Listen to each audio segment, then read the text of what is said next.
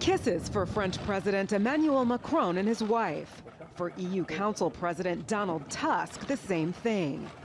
But the U.S. president's open arms to Canadian Prime Minister Justin Trudeau were met by a relatively frosty handshake at this year's G7, which is supposed to be a meeting of allies.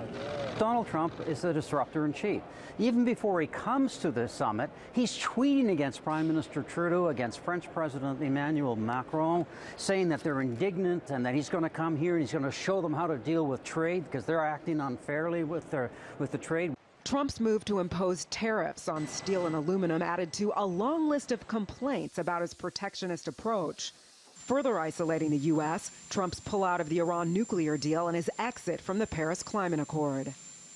Trump's call Friday to reinstate Russia to the G7 after it was removed in 2014 for annexing Crimea, only adding fuel to the fire.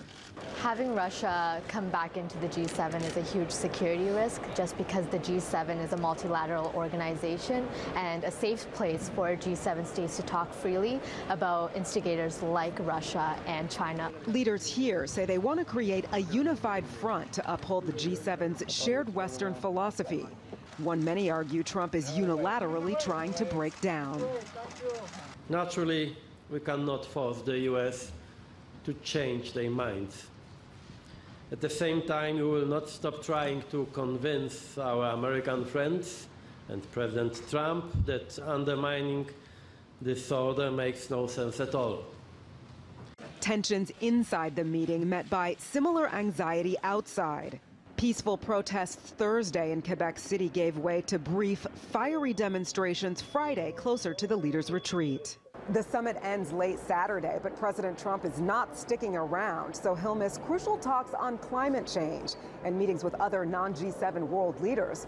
His next stop, Singapore, in what he hopes will be his signature foreign policy achievement, a meeting with North Korea's leader, Kim Jong-un. Tatiana Anderson, TRT World, Quebec City.